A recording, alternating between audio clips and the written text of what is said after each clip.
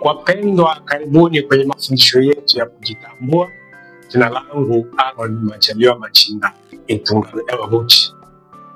Nawakaribisha kwenye mada hii ambayo ni mada mfululizo au kurunzi au kwa Kiingereza series. Nitatembea na wewe kwenye hii series ambayo title yake ni Areas of Self-Awareness au maeneo ya kujitambua. Maeneo ya kujitambua, Areas of Self-Awareness. Hii ni kurunzi ndefu ambayo itahusisha maeneo mengi. Sitaki nikuambie ni maeneo kadhaa, ila yatakuwa mengi. Ni series itakayochukua miezi kadhaa. Na kukaribisha tuanze safari kwa pamoja, tuelekee kuiona area moja moja au eneo moja moja linalohusisha kujitambua. Hivyo basi, nawakaribisha tuanze kurunzi hii kwa pamoja au mada mfululizo kwa pamoja au hii series, ili utakapofika mwisho wa series hii utakuwa umepata picha halisi, yani area gani ambazo unaweza kuimprove na area gani ambazo uko sawa. Karibu mpendwa, ukae nasi hadi mwisho wa series hii. Kila wiki tutakuletea area moja moja hadi vile tutakapomaliza hii kurunzi. Kaa nasi, usiende mbali.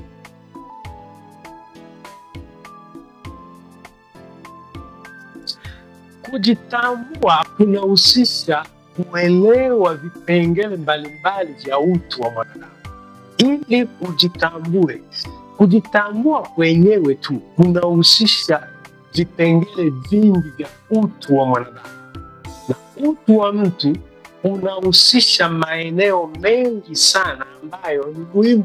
Hayo maeneo ni muhimu kwa mtu anayetaka kujijua kwa undani zaidi. Ili ujitambue, kuna eneo nyingi utagusa. Kumbuka tuliongea kuhusu hatua za kujitambua, tukaongea kuhusu mchakato wa kujitambua, tukaangalia ni maeneo yapi ambayo yanachelewesha mchakato wa kujitambua, tukaangalia tabia za mtu aliyejitambua.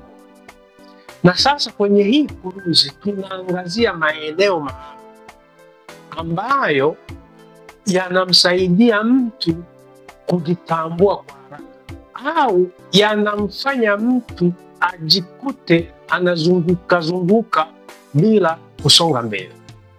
Hayo maeneo yote yanahusika kwa yule mtu anayetaka kujijua kwa undani zaidi.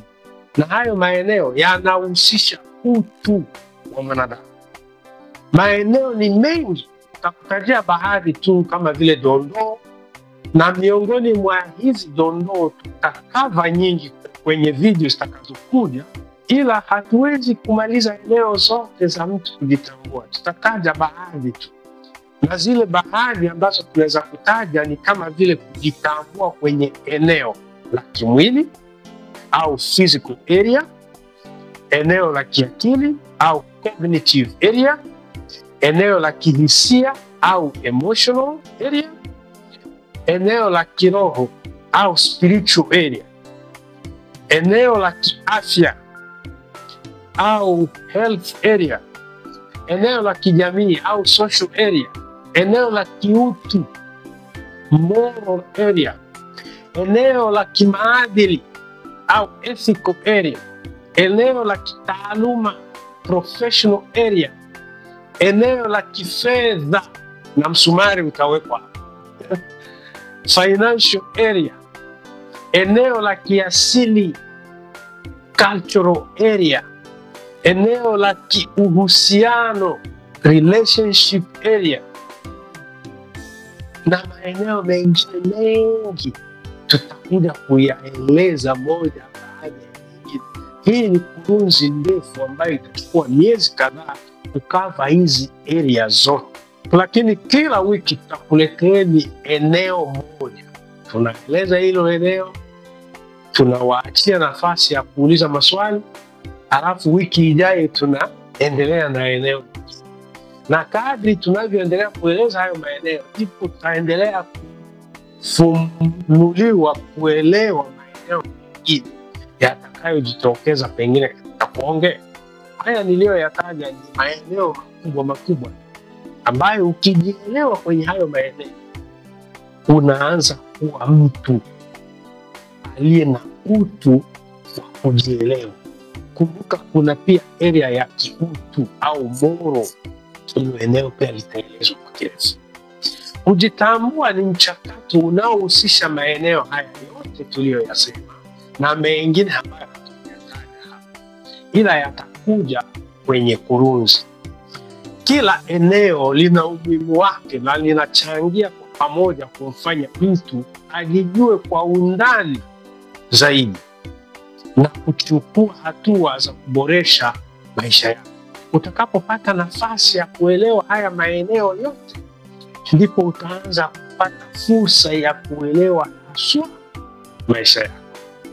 Hebu sasa, ndugu yangu, chukua fursa hii ya kujiunga na chaneli yetu ili kujifunza mengi zaidi, maana kwenye chaneli yetu tutaanza kuchambua eneo moja moja kulingana na hivi tulivyosema, na hapo utapata uelewa wa kutosha kulingana na wewe uko wapi kwenye eneo gani, kulingana na hayo maeneo tuliyoyataja.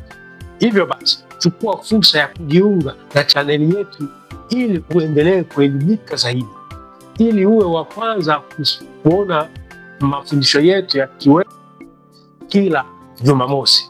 Hiyo ni Jumamosi majira ya asubuhi ya Afrika na majira ya jioni ya hapa Australia.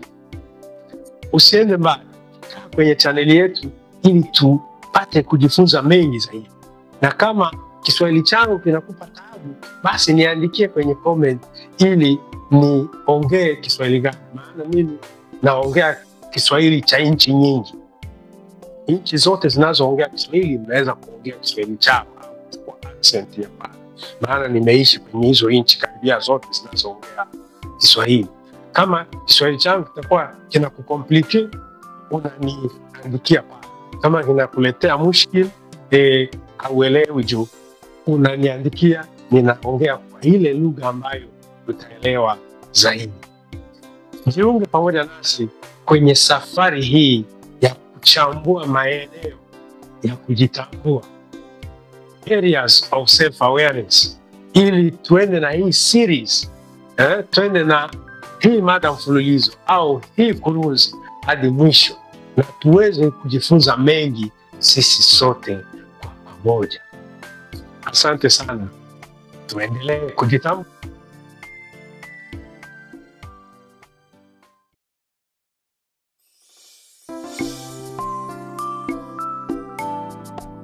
Wapendwa, karibuni kwenye mafundisho ya kujitambua. Uko na Majaliwa hapa. Nimekuletea hii kurunzi ambayo tulitanguliza wiki iliyopita. Wiki iliyopita tuliongea kwa utangulizi tu kwamba tunaanza series ambayo itachukua topics nyingi, na hiyo kurunzi ni ndefu na ina mada iliyopana, na mada yake ni maeneo ya kujitambua. Na miongoni mwa hayo maeneo, kwenye video hii tunaongelea eneo la kwanza, kujitambua kwenye eneo la kimwili. Ndiyo mada yetu ya leo. Hiyo inaitwa physical awareness. Sasa physical awareness ni body, manake kujitambua kwa eneo la kimwili ni kujitambua kwa eneo la mwili. Mwili ni body. Mwili ni nini? Mwili ni muundo wa kibiolojia unayojumuisha viungo vyote vya kiumbe hai kama binadamu au mnyama. Yaani tukitaja mwili, wewe mwenyewe unaniona hapa nina mwili, naongea ndani ya mwili. Kwa hivyo kama mimi naongea, natumia mwili kuongea, ila mawazo yanakuja huko ndani ya mwili, halafu yanaongea maneno mdomoni. Na ninapoongea unasikia na unaona ninavyochezesha midomo, lakini maneno yenyewe huyaoni, ila unayasikia. Kwa hivyo mwili ni nini? Ni muunganiko wa viungo hai vya mwanadamu au vya mnyama. Kwa muktadha wa binadamu au in the human context, Mwili ni mfumo wa viungo vinavyofanya kazi pamoja ili kuwezesha maisha ya kiumbe. Mwili ni viungo vinafanya kazi kwa pamoja kuwezesha maisha ya kiumbe. Huo ni muktadha wa kibinadamu. Katika kuelewa mwili unajumuisha mambo mengi sana. Tunataka kwanza tuelewe mwili kabla ya kueleza ni jinsi gani tunaweza kutambua mwili. Mwili unajumuisha mifumo ya viungo kama vile mfumo wa fahamu, mfumo wa usagaji chakula, mfumo wa mzunguko wa damu na mfumo wa upumuaji. Hizi ni systems. Kwa Kiingereza mngeelewa kwa haraka kwamba digestive system na hivyo vingine. Lakini mimi naongea hizi system kwa Kiswahili nikitumia neno la Kiswahili mfumo. Hiyo mifumo mbalimbali iko kwenye mwili. Mwili pia unajumuisha viungo binafsi, viungo vinavyojitegemea au viungo binafsi. Viungo binafsi kama moyo, kama ubongo, mapafu, figo, ini, mkono, mguu na kadhalika. Hivyo ni viungo. Yaani mbali na mifumo kuna pia viungo vinajumuishwa kwenye mwili. Mwili pia unajumuisha mifupa na misuli. Ninakuwekea Kiingereza hapa. Mifupa na misuli ambayo huupa mwili umbo na uwezo wa kusogea. Mifupa na misuli inaupa mwili umbo ya kuona huu mwili una umbo gani na kuupa uwezo wa kusogea kutoka hatua moja kwenda hatua nyingine. Mwili unajumuisha pia ngozi ambayo hufunika na kulinda viungo vya ndani. Hii ngozi hii ndio imefunika viungo vya ndani ili visionekane, vimefunikwa na ngozi. Hiyo ngozi pia inahusika kwenye mwili. Mwili unahusisha damu na mishipa ya damu ambayo husafirisha virutubisho na oksijeni mwilini. Ili oksijeni itembee mwilini na virutubisho vitembee mwilini, kinachohusika ni damu na mishipa yake. Kwa hivyo pia vinaungana kwenye mwili. Kwa hivyo nimesema kwamba mwili unahusisha mifumo, unahusisha viungo, unahusisha mifupa na misuli, unahusisha ngozi, unahusisha damu na mishipa ya damu. Nafikiri umeanza kupata picha ya mwili ni nini. Katika baadhi ya muktadha, hasa muktadha wa kidini na muktadha wa kifalsafa, hizi naongelea context in the philosophical and in the religious context, neno mwili linaweza kuelezwa tofauti au kwa upana zaidi. Lakini ule muktadha wa kwanza ulikuwa biological context. Katika muktadha wa kidini au muktadha wa kifalsafa, mwili unaweza kutofautishwa na roho na unaweza pia kutofautishwa na nafsi, ambapo mwili huonekana kama sehemu ya kimwili ya mwanadamu, ili hali roho ni ya kiroho au nafsi ni ya kiakili, vitu visivyoonekana kwa macho ya binadamu, ila mwili unaonekana. Kwa hivyo tukiangalia kwenye hiyo context, kwenye huo muktadha wa kifalsafa, tutaona kwamba mwili unatofautiana na roho na unatofautiana na nafsi. Kwa hivyo nafsi na roho ni viungo vingine vilivyo kuu, lakini vinaweza kuonekana kuwa ndani ya mwili ila vikifanya kazi zaidi ya mwili.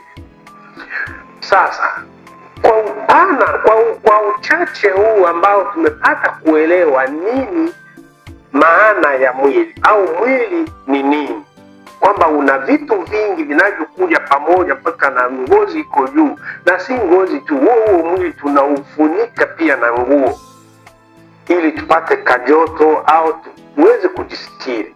Sasa tunataka tujielewe, tujitambue kimwili. Unajitambuaje kimwili? Hilo ndio swali.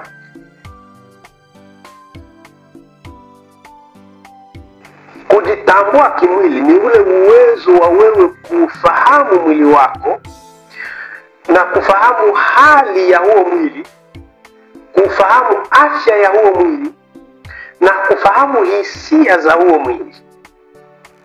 Mambo mengine ambayo hauyaoni kwenye mwili unafika uwezo wa kuyafahamu.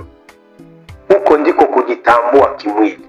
Na kujitambua kimwili, ili ni kufafanulie katika hali ya maswali ya kujiuliza ili uelewe kwa haraka jinsi ya kujitambua kimwili ni haya: je, ninatambua ishara za mwili wangu ninapokuwa na wasiwasi?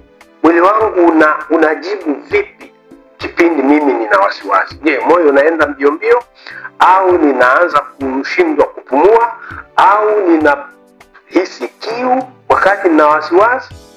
Ni nini kinatokea wakati nina wasiwasi kwenye mwili wako? Unaweza pia ukajiuliza swali: nifanye nini ili kuboresha muonekano wa mwili wangu? Yaani unaweza ukaangalia mwili wako, unaona labda una makovu au una sehemu zimechakaa. Unaanza kujiuliza, nitafanyaje ili hizi sehemu zikae vizuri? Hayo ni baadhi ya maswali yatakusaidia kuuelewa mwili wako. Uwezo wa kujua mwili wako kiundani ni hatua muhimu katika kujitambua. Utakapochukua muda wa kuangalia mwili wako vizuri, angalia mwili wako vizuri, chukua muda kuangalia mwili wako vizuri. Utakapochukua muda kuangalia mwili wako vizuri, ndipo utakapojua kama wewe ni mfupi au mrefu, na ndipo utakapojua kama wewe ni mwembamba au mnene. Hivyo vitu utavijua kama kweli unautambua mwili wako. Utajua kweli kama mwili wako ni mfupi au ni mrefu au ni mnene au ni mwembamba. Kenya wanasema mnono. Utajuaje? Mpaka uchukue muda wa kuangalia mwili wako. Ushaangalia kucha zako jinsi zinavyokaa kwenye vidole vya miguu na vya mikono? Ushaangalia nyusi zako zinaishia wapi? Ushaangalia magoti yako yana rangi gani? Ushaangalia shingo lako vizuri? Manake uwe na muda wa kuvitazama viungo vile unavyoweza kuviona. Pia uchukue muda wa kuangalia mifumo ya huo mwili, hiyo tuliyoongea pale juu. Hiyo mifumo inaendaje? Wewe unapokula chakula unafanya muda gani kabla ya kwenda chooni? Wewe unapomaliza kula, je, unahisi kiu papo kwa papo au baadaye? Manake watu wanatengeneza tabia ya kula na maji ili hali hana kiu. Lakini unapoanza kuuelewa mwili wako, utagundua kwamba kama ni kunywa lazima uwe umehisi kiu, kama ni kula lazima uwe na njaa. Huli kwa masaa, hapana, unakula kwa hisia. Ukihisi njaa, kula. Hujahisi njaa, kaa hivyo. Sio kwamba imefika saa 7 lazima nile lunch. Hapana. Chakula hakunaga chakula cha mchana, chakula cha asubuhi. Huo ni udanganyifu. Taeleza mengi hapo kwenye eneo la afya. Ni udanganyifu mtupu, watu wanadanganywa. Mtu anakula wakati anahisi njaa. Mtu anakunywa maji wakati ana kiu. Sio kukurupuka tu. Watu siku hizi mpaka wanatembea na chupa za maji. Kila anapokwenda ana chupa la maji. Lakini utashangaa, alienda na hilo chupa likiwa limejaa, amerudi na hilo chupa halijaisha. Ikiwa na maana hakuwa na kiu. Na kila mara anapochukua nusu ya maji, anautengenezea ule mfumo wa kiu, kutokuelewa mwili. Kwa maana kuna kipindi cha kuhisi kiu. Lakini sasa kwa sababu unakunywa kila mara, mfumo wa kuleta kiu kwenye mwili unakosa nguvu. Au kama unakula na hujahisi njaa, mfumo wa kuleta njaa kwenye mwili nao unakosa nguvu. Lakini unapoanza kuuelewa mwili wako, ni jambo kubwa la kujitambua. Unajua, mimi ni kila maharage yananifanyaga hivi, ni kila ndizi zinanifanya hivi. Achana na haya mafundisho mengi yaliyo mitandaoni. Uelewe kwanza mwili wako. Kama je, mwili wangu utawezana na hiki chakula? Utawezana na hiki kinywaji? Kabla ya kupokea kila mafundisho.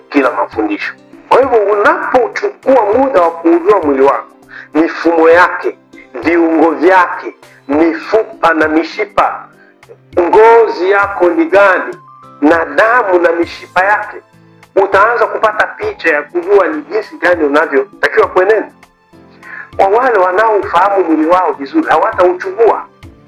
Kwa sababu kama unajua mwili wako una ngozi ya Kiafrika, ngozi inaitwa nyeusi, huwezi taka uchukue ngozi ya mzungu, kwa sababu ngozi ya mzungu inakuwaka chini ya hii ngozi yetu. Wao hawana melanin, sisi tuna melanin.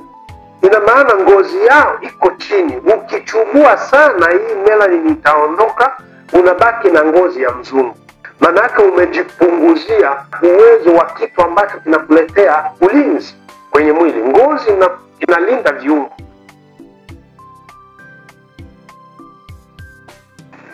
Kujitambua kimwili ni kule kujichukulia muda wa kutosha wa kujielewa kwa undani. Unajielewa wewe, mwili wako unakaaje. Unajua kama wewe ni mfupi au wewe ni mrefu, au wewe ni mtu mwembamba au wewe ni mnene. Ukishajua hayo yote, unaanza kutengeneza mazingira ya kujijua, ya kujua mwili wako, kwamba wewe unaweza ukakimbia kiasi gani, au unaweza ukatembea kiasi gani, au unakula chakula kiasi gani, au unaona kiasi gani. Yaani kwenye viungo binafsi kuna macho pia, masikio, unasikia kiasi gani, unaona kiasi gani. Unaanza kuchukua afya ya kila kiungo kwa sababu umeuelewa mwili. Na unapouelewa mwili, unaanza kupata kuelewa hilo eneo. Physical awareness is to become aware of who you are. Unaelewa mwili wako umekaaje, ni umekaa na shape gani, ili usije ukaanza kuweka lawama. Watu wengine hawaridhiki na miili yao kwa sababu hawajaielewa jinsi ilivyo. Mwili wako ni tofauti na watu wengine wote. Lakini unaposhindwa kuuheshimu, ndio unaanza kuchubua ngozi, ili kwamba uchukue ngozi ya watu wengine uachane na ile ya kwako. Ni kwa sababu hujajua ngozi yako kwa nini imewekwa pale. Lakini ukielewa kwamba ililetwa hapa ili iwe ulinzi kwangu, hautafanya ujinga wa kujichubua. Na pia ukiuelewa mwili wako vizuri, ukifahamu vizuri maumbile yako, utaishi na uhuru. Maana hata ukitukanwa utaumia sana, maana akutukanaye ni kama anakukumbusha jinsi ulivyo tu, anakukumbusha jinsi ulivyo kwa uhalisia wake. Kwa hivyo mtu akisema wewe nenda huko, wewe mbona wewe mfupi, na kama unajua wewe ni mfupi, hilo neno halitakufanya chochote, maana unajua kweli wewe ni mfupi. Wewe mrefu, wewe mrefu hivyo, halitakusumbua hilo neno. Au ukijua kwamba wewe una mwili mkubwa, anakuambia bonge, bonge njoo, hautasumbuka kwa sababu wewe ndio mwili wako ni mpana hivyo. Kama wewe ni mwembamba wakuite jina, basi chukua. Ukishaufahamu vizuri mwili wako, hautakereka na matusi ya aina yoyote. Nikwambie jambo lingine, huo mwili ulionao umerithi vinasaba kutoka kwa wazazi wako, na wazazi wako pia wamerithi vinasaba kutoka kwa wazazi wao. Inaenda hivyo. Manake kama walikuwa na huu urefu wa aina fulani, na wewe pia utakuwa miongoni mwa huo urefu au huo ufupi. Kuna vitu kwenye mwili wako ambavyo huwezi kubadilisha, kama ufupi au urefu. Ukishaumbwa kwamba utakuwa mrefu, na kama uko kwenye umri wa kukomaa, ukimaliza kukomaa miaka 25, basi kile kimo utakuwa nacho, hicho ndio kimo chako mpaka uzeeni. Huwezi kufanya miujiza ya kubadilisha kimo, hata uvae viatu virefu namna gani. Lakini kuna kitu unaweza kubadilisha kwa kiasi fulani, unene na uembamba. Unaweza ukakula mafuta mengi ukawa mnene kama ulikuwa mwembamba, na kama ulikuwa mnene unaweza ukapunguza vyakula na mafuta na kufanya mazoezi, ukapungua ukawa mwembamba. Kwenye hizo aina mbili unaweza kucheza nazo, ziko chini ya uwezo wako. Lakini urefu na ufupi, hayo ni maumbile yanayotoka kwenye vinasaba, ni DNA yako inasoma hivyo. Hivyo basi, uelewa wa mwili ni eneo la wewe unatakiwa uchukue nafasi ya kujielewa zaidi. Maswali mengine ambayo unaweza kujiuliza ili ufahamu mwili wako vizuri ni kwamba, je, huu mwili wangu kwa nini umeumbwa mfupi? Unajiuliza hivyo. Kisha unaangalia, je, huu mwili wangu kwa nini umeumbwa mrefu? Haya ni maswali ya kujiuliza. Na kwa nini mimi ni mwembamba sana? Najaribu kula sana ili niwe mnene, haiwezekani. Uwe makini kujiuliza hayo maswali. Mbona mimi ni mnene sana, najaribu kuacha kula, kufanya mazoezi, lakini mwili haupungui? Angalia kwenye vinasaba, watu walio kutangulia na wale ndugu zako wana miili gani? Kuna hao watu wa kutoka Samoa, Fiji, Tonga. Hao watu wa hapo visiwani ni watu wa miili mikubwa mikubwa. Utaona mtoto wa miaka 3 anavaa t-shirt ya mtoto wa miaka 8 au miaka 10. Wana miili mikubwa mikubwa kiasi kwamba hata wasipokula, yule mtoto amechukua kwa baba au kwa mama, na baba naye amechukua kwa baba, inaenda hivyo. Kwa hivyo kuna vitu vingine huwezi kubadilisha. Lakini pamoja na hayo, lazima utengeneze huo mwili ukae kwenye hiyo shape unayoipenda, kulingana na na ile size ambayo umepewa, ya urefu au ya ufupi. Kujitambua kimwili ni basic, ndio topic ya kwanza kwenye kurunzi yetu. Ni very basic. Chukua basic ya kuelewa hata miguu yako inakaaje, unavaa size gani, nguo unavaa size gani, mabega yako ni size gani. Chukua muda wa kujipima ili kwamba ukifika hata sokoni una shida. Ukijua hii t-shirt ni XL, hii itanitosha, au hii ni S, au hii ni M. Hata kama wataweka herufi, wanaweka numbers, wanaweka hii 14 ama hii 15 ama hii 18, utajua kwa sababu umechukua muda wa kujipima mabega, kujipima urefu wa kuanzia sehemu ya kuvalia suruali mpaka huko chini. Umejipima kiuno, unavaa size gani. Manake utakuwa hausumbuki kwenye sehemu nyingi. Hata kiatu utajua unavaa namba ngapi. Kwa hivyo hata unaweza kuagiza vitu vingine online vikafika na vikakutosha.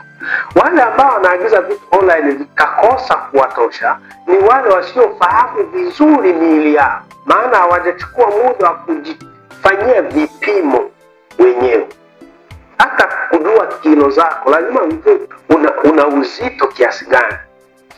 Jua pia urefu wako. Chukua mita, mwite ndugu, mwite mtu akupime ili ujue wewe una mita 1 na ngapi, au umefika mita 2 au umefika wapi. Shikilia hapo. Kama wewe ni mtu wa kuanzia miaka 25, ukishapima urefu wako ni 1.72, itakaa hivyo mpaka uzeeni, haitashuka tena au haitapanda. Kwa hivyo ni vitu ambavyo unatakiwa upime kifua pia kina upana kiasi gani. Sio wakati unashonesha nguo. Ni uwe na huo ujuzi kiasi kwamba ukijua kama wewe suruali unavaa 33, halafu ya 33 imeanza kubana, umepata picha tayari kwamba mwili umeongezeka. Lakini wewe wakati mwingine unavaa. Nilikuwa naona miaka ya huko nyuma watu walikuwa wanavaa mpaka suruali zisizowatosha. Nakumbuka tukifanya music concert, tulikuwa tuna ndugu zetu wengine anachukua jeans mkubwa kiuno cha 40 na yeye kiuno chake ni 32 au kiuno cha 38, anachukua nusu anasogeza hivi, nyingine nusu anasogeza hivi, anafunga na mkanda. Huyo atachelewa kujua yeye kiuno chake ni namba ngapi. Lakini hiyo ilikuwa style. Hizo style sizioni tena siku hizi. Ni hiyo miaka ya 90, 2000 mwanzoni hapo. Ukichukua muda wa kufanya hata vipimo, chukua muda, pima mwili wako vizuri, ujipime. Pima hata vidole vyako vina urefu gani. Angalia hata mistari iliyo kwenye viganja vyako, ili ujue viganja vya mzazi wako vinakaaje, vina mistari ya aina gani. Ujijue vizuri ili utakapojitambua kimwili na mtu analeta matusi yanayolingana na vitu ulivyo navyo kwenye mwili wako, hautasumbuka ndugu yangu. Ona mimi nina haka kitu hapa, kaliota miaka kadhaa ya huko nyuma.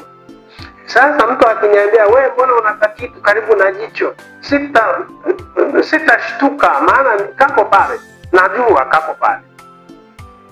Lakini sasa wengine akiona kuna kasoro kwenye mwili wake anataka kukaficha.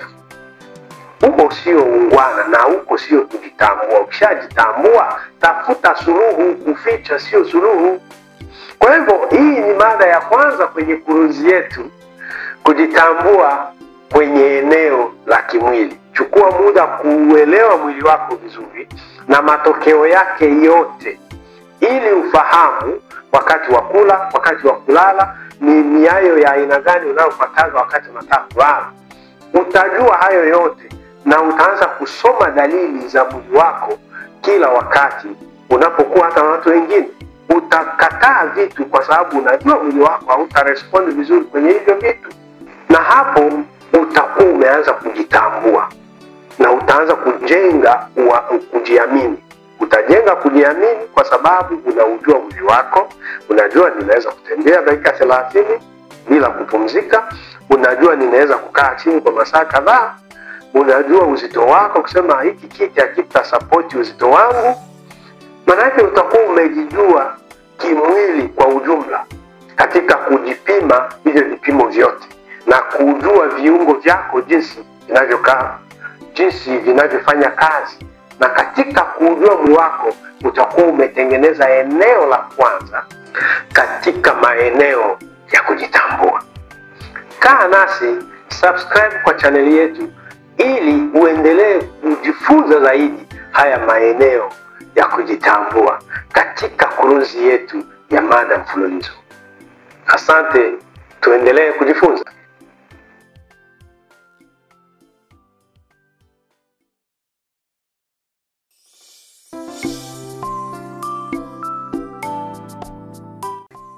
Wapendwa, karibuni kwenye kurunzi yetu ya mada mfululizo au series. Na hii series inaenda maeneo ya kujitambua. Jina langu Majaliwa, na kukaribisha tena kwenye mafundisho yetu ya kujitambua kwenye hii mada ya maeneo ya kujitambua. Na hili ni eneo la pili tunaenda kuongelea sasa kwenye kurunzi yetu. Hili eneo linaenda hivi: kujitambua kwenye eneo la kiakili, au kwa Kiingereza cognitive self awareness. Sasa ili tujielewe kiakili, sasa tena tunatakiwa tutumie akili ili tujielewe kiakili. Tunaanza na hii swali: akili ni nini? Nitasoma. Akili ni uwezo wa kiumbe hai, hasa mwanadamu, uwezo wa kufikiri, wa kuelewa, kujifunza, kukumbuka, kufanya maamuzi na kutatua matatizo. Hapo ndipo mwanadamu alipo tofauti na mnyama, kwa sababu kama nilivyokuambia wiki iliyopita kuhusiana na eneo la kimwili, kujitambua kwenye eneo la kimwili utahusisha akili pia, ili kujua kujifanyia vipimo, kujua uzito wako, urefu, ufupi. Akili inatumika pale. Hata kama sisi tuna miili yetu tunatofautiana na wanyama, kwa sababu wanyama wao hawatumii akili kadri tunavyotumia. Ingawaje wana akili, lakini akili yao haifikii viwango vyote tunavyofikia sisi. Akili yao inaishia kwenye haja za kawaida: kula, kuzaa, kutembea, kukimbia kama kuna danger, hivyo. Wana akili pia wanyama, lakini kuna sehemu hiyo akili inaishia. Akili yao inaenda na hisia, lakini akili yetu sisi inaenda zaidi ya hisia. Yaani akili ni ule uwezo alio nao mwanadamu wa kufikiri, wa kuelewa, kujifunza, kukumbuka, kufanya maamuzi na kutatua matatizo. Ni sehemu ya kiakili inayomwezesha mtu kuwa na kufahamu, kujitambua na kuelewa mazingira yake. Kwa hivyo akili ina sehemu nyingi, lakini kuna sehemu nyingine ya akili inakusaidia kufahamu, kujitambua na kuelewa mazingira unayoishi. Hivyo basi nitaeleza kwa kifupi maana pana ya kiakili. Na katika maana pana ya kiakili nitaangazia muktadha mbalimbali, kama vile kwenye muktadha wa kisaikolojia, akili ni mfumo wa utendaji wa ubongo unaohusiana na mchakato wa kufikiri, hisia, kumbukumbu, maamuzi na lugha. Hivyo ni kwenye muktadha wa kisaikolojia au in the psychological context, tunapata kwamba akili inahusika sana kwenye mchakato wa kufikiri, kuhisi, kukumbuka, kuamua na kuongea lugha. Kama mimi hapa naongea na nyinyi kwenye lugha ya Kiswahili, lazima maneno ninayoyaleta yatengenezwe kwenye akili yangu ili yakujie kwenye lugha ya Kiswahili. Nitakapoleta mada kwa lugha ya Kifaransa au ya Kiingereza au ya Lingala au ya Kikuyu, nitaanza kuprocess tofauti, kwa sababu lazima nilete maneno yanayohusiana na hiyo lugha, na hicho ni kitengo cha saikolojia kinacho process hayo mawazo yaingiane kwenye lugha ninayoiongea kwa muda huu. Ndio maana wakati mwingine ukiwa unaongea tu lugha moja, una urahisi wa kuongea na haraka kubwa, kwa sababu mawazo yako yote yanatoka kwenye lugha hiyo hiyo moja na ina flow kwenye hiyo hiyo lugha. Lakini sisi wengine kama mimi naongea lugha 5, wakati mwingine ninapata shida kwamba kuna neno ninalolifahamu kwenye hii lugha na silifahamu kwenye hii lugha nyingine, mpaka maelezo yangu yanakuwa marefu kiasi kwamba natafuta jinsi ya kueleza neno moja. Mtu anayeongea lugha moja yeye atafuna lile neno na kuendelea. Kisaikolojia, akili inafanya hiyo kazi. Hisia zote ziko kwenye hiyo akili ya kisaikolojia. Ukinibinya tu hapa nasikia maumivu, ile kuhisi maumivu kwenye mwili, hii sense imepeleka habari kwenye akili. Akili imejua kuna mtu ametufinya sehemu fulani. Kama mtu anachoma nyama pale, nasikia ile harufu nzuri, naisikia kwenye pua. Sasa hiyo harufu hiyo ambayo ninahisi kupitia pua, siwezi kuiona hiyo harufu, ila naihisi kwenye mapua. Sasa inapoletwa kwenye pua, pua inatuma ujumbe kwenye akili, na huo ujumbe unapokelewa, na ninajua kwa haraka kwamba kuna nyama inachomwa. Akili ya kisaikolojia ndiyo akili tunayotumia kila siku, kila wakati tunapotaka kujifunza jambo, kila wakati tunapofikiri kuhusu jambo au kutenda jambo, tunatumia sana akili ya kisaikolojia. Maana hiyo ndio akili inatupa uwezo wa kuamua na kutatua matatizo na kujua hisia tulizo nazo kwa wakati ule. Kuna eneo lingine la akili, eneo la kifalsafa, philosophical context. Kwenye muktadha wa kifalsafa, akili inaonekana kama kiini cha utambuzi wa mwanadamu. Kiini hapa ni kama source, kama chimbuko au chanzo cha utambuzi wa binadamu. Mwanadamu kufikia uwezo wa kujitambua, lazima utumie philosophy, utumie mbinu ya kuuliza maswali na kujibu. Wale tutaongelea eneo la kidini, ila nikupe dondoo. Wale wanaosemaga Yesu ni jibu, mimi nishawaulizaga Yesu ni jibu kwa swali gani? Anajibu swali gani? Kwa sababu hakuna jibu bila swali. Sasa katika falsafa lazima uwe na swali ambalo litatafutiwa jibu. Huwezi kuwa na jibu bila swali, utakuwa umefanya the opposite. Ni kama unatapika bila kula. Hakuna chakula utatapika. Utatapika maji tu, kwa maana mwili una asilimia kubwa ya maji. Kila utakapokula na ukitapika, itaeleweka kwamba anatapika kile chakula alichokula. Sasa tusianze na jibu, tuwe tunaanza na swali. Kama Yesu ni jibu, tuletee swali alilolijibu. Kama mambo nayo yafanya ni jibu la swali gani? Kwa hivyo kifalsafa, akili inatupa maswali ya kujitambua, ya kuongeza utambuzi wa kibinadamu. Kile kinachomfanya mtu kuwa na utashi, dhamira na uamuzi wa ndani, ile inaitwa consciousness, ni uamuzi wa ndani. Hiyo ni falsafa. Muktadha wa falsafa ndio unaotuletea hiyo akili tambuzi, akili ya kujitambua, ya kuleta ufahamu, ya kuleta dhamira na utashi. Utashi ni volonte au will, kutaka kufanya kitu, consent. Ule utashi wa kufanya kitu, volonte, consent ya kufanya kitu, unatokana na akili ya kifalsafa ambayo imekuonyesha hiki kitu kina umuhimu gani kukifanya. Ukishajua umuhimu wa kitu, sasa unaenda kukifanya. Hapo unaanza kukomaa kwenye viwango vya kifalsafa. Hiyo akili hiyo ni ya kifalsafa inayokupa uwezo wa kutaka kufanya kitu, maana umetambua faida yake.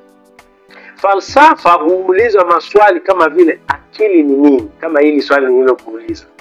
Au je, akili ni sawa na ubongo? Hiyo ni falsafa. Inakuuliza, je, akili ni sawa na ubongo? Ubongo unaonekana kichwani, ndio. Lakini je, ule ubongo ulivyo kwenye kichwa ndio akili? Akili ni ile ndogo vile kama ilivyo ubongo? Kwenye falsafa unaanza kupata picha ya kufunguka kwenye hivyo vipengele, kuelewa na kujibu maswali. Na mimi pia nakuomba ujibu hili swali. Je, akili ni sawa na ubongo? Ukishajibu hilo swali, utaanza kukomaa kwenye viwango vya kifalsafa. Falsafa ni muktadha ambao unatupa uwezo wa kujielewa na wa kutengeneza akili yetu au kuiendeleza akili yetu kwenye viwango. Kuna muktadha mwingine hapa, kwenye muktadha wa kiroho au muktadha wa kidini.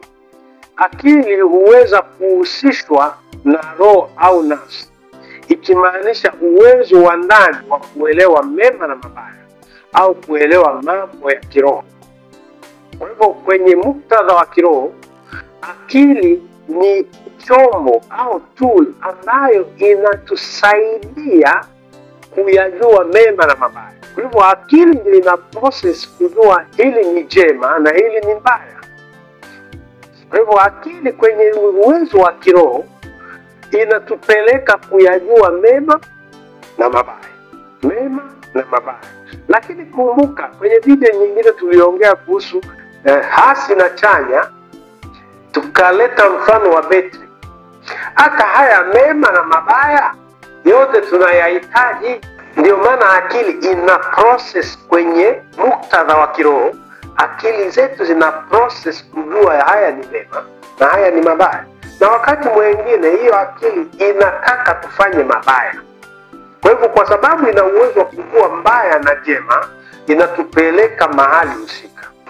Kwenye muktadha wa kiroho au kidini, akili huweza kuhusishwa na roho au nafsi, ikimaanisha uwezo wa ndani wa kuelewa mema na mabaya au kuelewa mambo ya kiroho.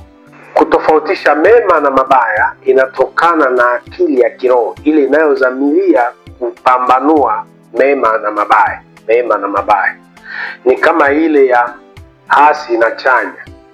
Manake bado hivi vitu vyote vinahitajika. Akili inachanganua hivi vitu ili kuleta mwelekeo wa ufahamu wa ndani.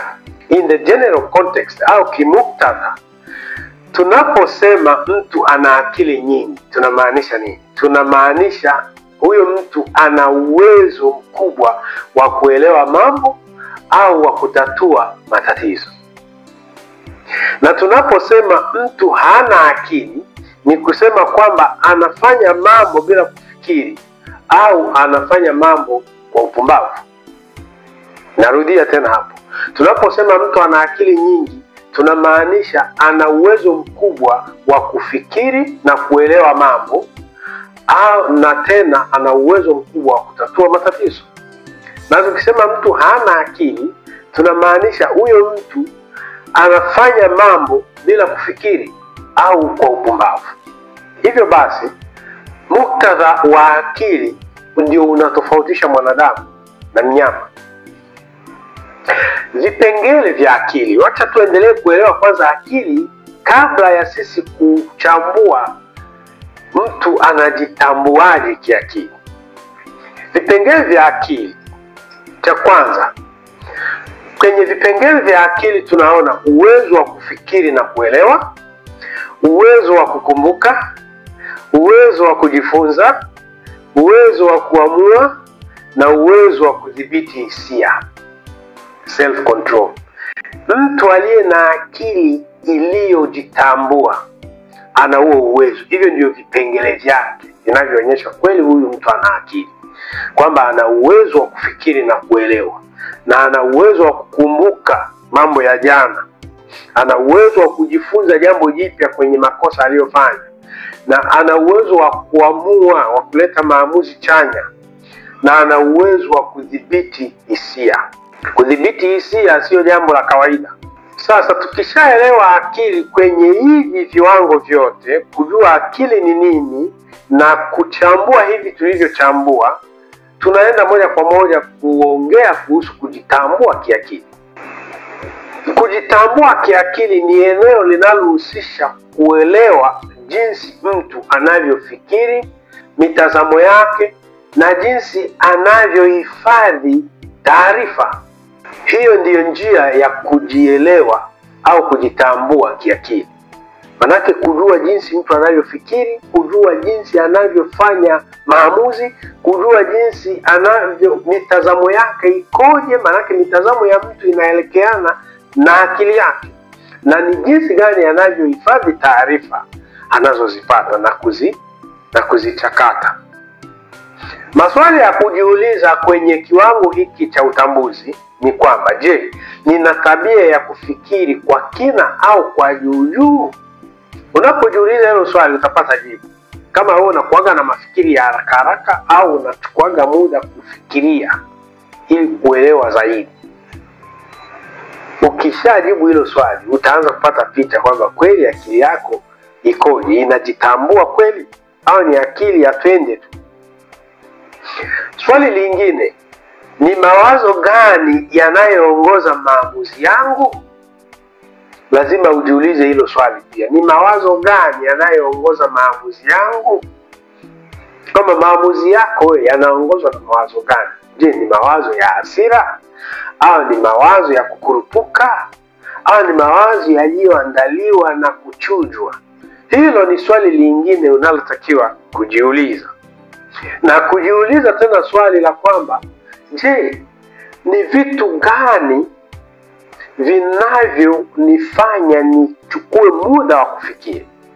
Ni maswali gani au ni mambo gani ninayoambiwa alafu yananiweka kwenye mood ama yananiweka kwenye hali ya kufikiri zaidi? Ukijibu hilo swali pia utapata picha.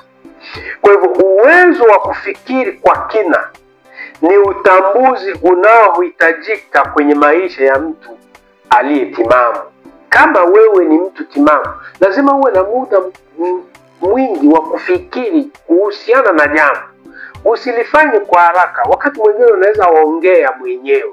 Unakuwa unaongea, hasa nikifanya hivi itakuwaje? Na ikitokea hivi, manake unapima kizuri na kibaya, pour et contre.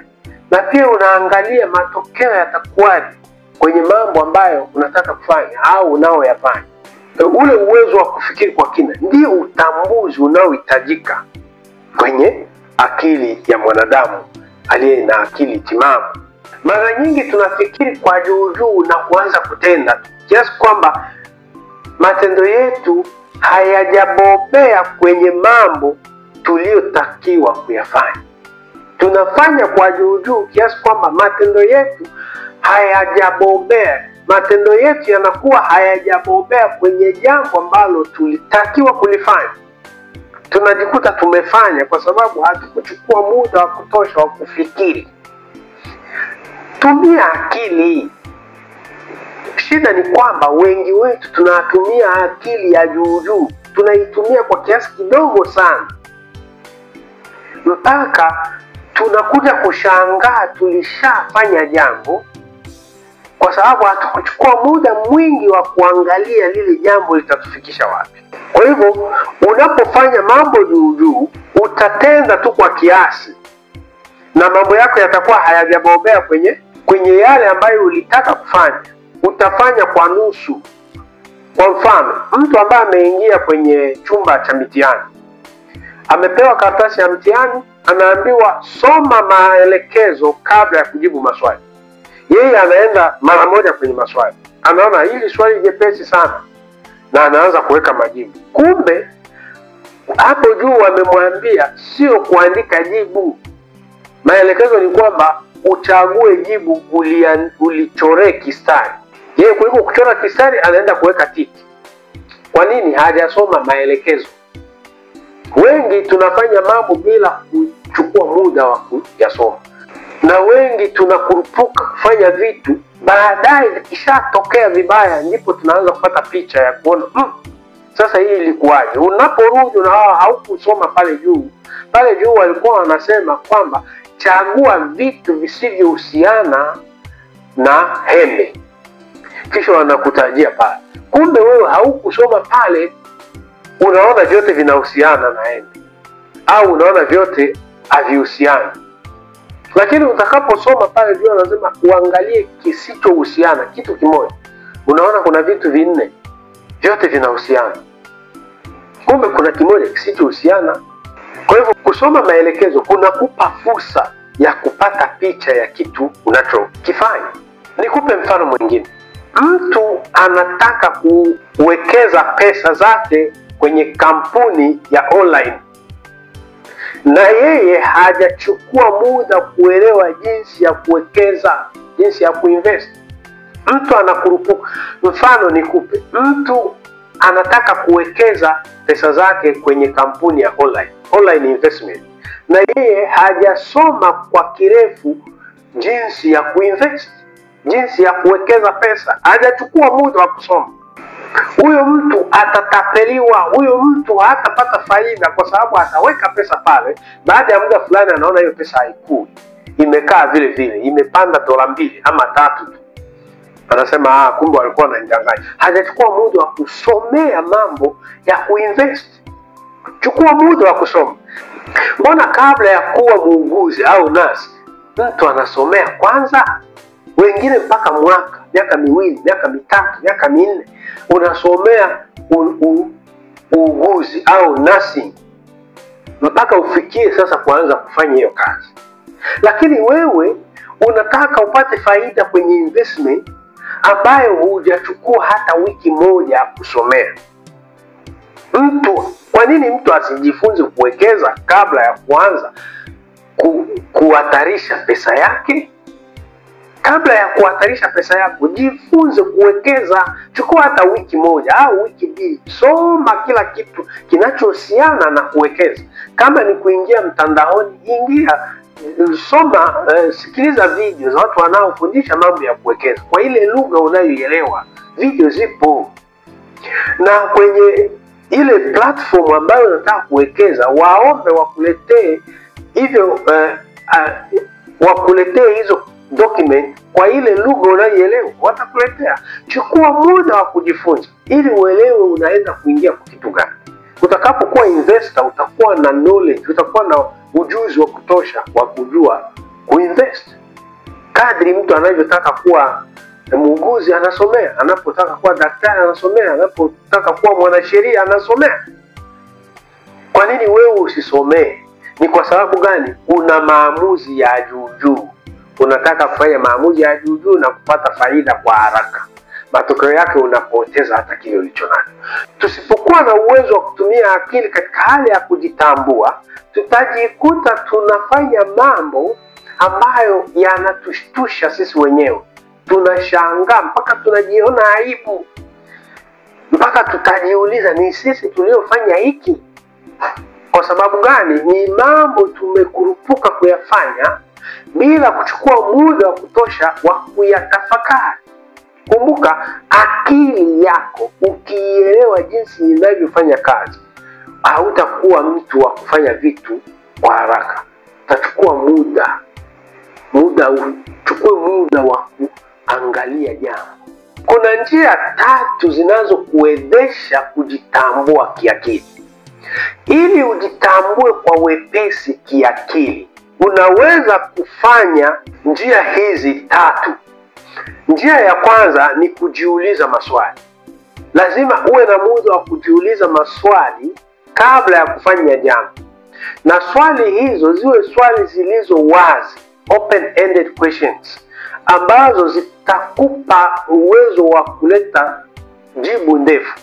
Sio ndio, hapana, jibu lile lililo ndefu, kwamba kwa nini nataka kufanya hiki, kisha weka majibu yake pale.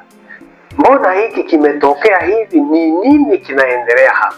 Kwa hivyo unaweza kujitambua kiakili kama una muda wa kujiuliza maswali. Ukiwa na muda wa kujiuliza maswali, utajitambua kiakili. Mtu anakusalimia, jambo bosi, na wewe sio bosi. Lazima ujiulize hilo swali, kwa nini ameniita bosi? Ili upate muda wa kujibu hilo swali kabla ya kumwamakia yule jamaa kwambia, mimi sio bosi bwana, kwa nini unaniita hivi? Au akikuita jambo mdogo wangu au jambo peti, unasema mimi sio peti, mimi sio mdogo wako. Hapana, chukua muda kujiuliza kwa nini amekuita hivyo. Kujiuliza maswali ni njia rahisi ya kujitambua kiakili, kwa sababu swali litaomba jibu. Jibu halitakuwa jepesi. Wakati mwingine jibu litachukua muda wewe kulipata. Spend time mpaka upate jibu. Njia nyingine ya kujitambua kiakili kwa urahisi ni kusoma vitabu. Kusoma vitabu. Kama unachukua muda wa kusoma vitabu, utagundua siri nyingi zilizo kwenye hivyo vitabu ambazo hujawahi kuambiwa na mzazi au hujaambiwa na mtu yeyote.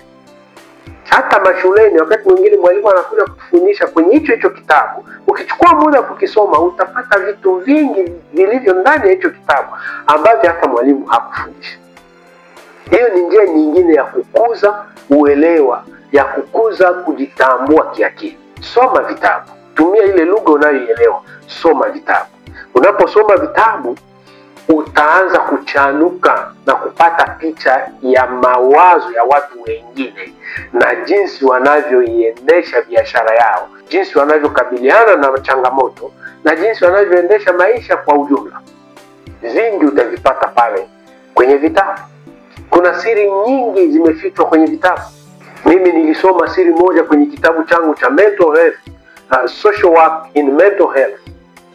Nilikuja kusoma sehemu inasema kwamba kila mtu aliye Australia anayepewa pesa na Centrelink ana shida ya akili. Hilo jambo hawaambiani wazi, lakini liko kwenye vitabu kwamba huyo mtu serikali inamuona kama ana shida, hana uwezo wa kujifanyia kazi, kujitafutia kipato. Sasa serikali kishamuona ana shida, ndio wanaanza kumpa vidola kidogo kidogo kwa ajili ya kukidhi mahitaji ya kawaida. Hiyo siri iko kwenye kitabu, na watu wengi wanaopewa pesa na Centrelink au na serikali hawajui kwamba serikali inawaona hawa watu wote kwamba akili zao ni finyo au akili zao ni ndogo, hazipambanui mambo makubwa au kutatua masuala makubwa. Kwa hiyo serikali inawaonea huruma, inawapa kidogo ya kukidhi mahitaji.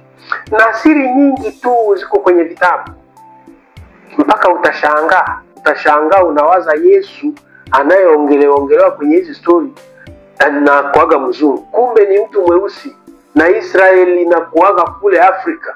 Hivyo vitu vyote viko kwenye vitabu mpaka hapo kwenye Biblia. Lakini nyinyi mnaposoma, unasoma sehemu zingine na ugundui sehemu zingine. Na pengine unaposoma unasoma na mind ambayo ishaelekea kwa mafundisho potofu. Tumia muda wa kusoma vitabu ili ukuze akili yako iweze kuwa na utambuzi wa kina. Eneo la tatu la wewe kujitambua kiakili ni kuwa na muda wa kuwasikiliza wengine. Usiwe mwongeaji tu wewe peke yako. Utakuwa sanguine. Utakuwa ni mtu unayetaka show, wewe tu ndio uongee, wengine hawajui, ni wewe tu unajua. Hiyo ni personality mbaya sana. Hiyo ni ahiba mbaya sana ya kibinadamu. Lazima utengeneze nafasi ya kuwasikiliza watu wengine. Sikiliza watu wengine wanapoongea, maana wanapoongea kuna kitu kipya utapokea kutoka kwao. Hizo ni njia tatu zinazoweza kukusaidia kujitambua kiakili, yaani uwe na muda wa kujiuliza maswali, na uwe na muda wa kusoma vitabu, na uwe pia na muda wa kuwasikiliza watu wengine. Utajifunza mengi yatakayopanua akili yako ili ujitambue katika muktadha zote zile zinazohitajika, na uweze kusimama kama wewe, kiasi kwamba unapoongea au unapofanya jambo lionekane linafanyika na mtu aliye na akili timamu. Tofauti na hapo utakuwa kama mnyama. Mambo mengine yanahitaji kujizuia, mambo mengine yanahitaji kuchukua na kiasi, mambo mengine yanahitaji ukimya. Sehemu zingine unaongea, sehemu zingine unanyamaza, sehemu zingine unafumba macho, sehemu zingine unafumba masikio yasisikie chochote, unajiepusha, unaondoka. Unapofanya hivyo katika nyanja hiyo ya kujiuliza maswali, ya kusoma vitabu na kusikiliza maneno ya watu wengine, utakuwa umejinufaisha sana. Kusikiliza ni aina mbili. Unaweza kumsikiliza mtu mnayeongea naye ana kwa ana hivi, au unaweza ukamsikiliza kwa video kama hivi ninavyoongea na wewe. Huko pia ni kusikiliza au kumtazama mtu akiongea. Utapata vingi pale, wewe usiwe tu wa kuongea. Kumbuka wakati mwingine nilikuambia kwamba tabia ya mtu aliyejitambua ni mtu hana maneno mengi, na yeye sio wa kwanza kuongea kwenye mikutano. Anaongea watatu, wanne au wa mwisho, kwa sababu anakuwa ameshachukua mawazo ya wengi. Hivyo basi, unapotengeneza sehemu ya kuwasikiliza watu, utaendelea kuelewa zaidi. Hii mada iko kwenye hii kurunzi kama mada ya pili, kujitambua kwenye eneo la kiakili, cognitive self awareness. Tumeweza kuchambua kwa kina nini maana ya akili, vipengele vya akili, na tumeweza kuangazia kujitambua kiakili katika viwango vyote hivyo, na tumekupa njia rahisi za kujitambua kiakili, hizi njia 3. Ubarikiwe sana unapoendelea kuzitazama video zetu. Wiki ijayo tutakuja na eneo la 3 la kujitambua katika hii mada au hii kurunzi au hii series ya maeneo ya kujitambua. Kaa nasi, endelea ku like video zetu na kushare na watu wengine, ili sisi sote tunufaike zaidi kupitia hii channel ya kujitambua. Tunashukuru sana, tuendelee kujitambua. Asante.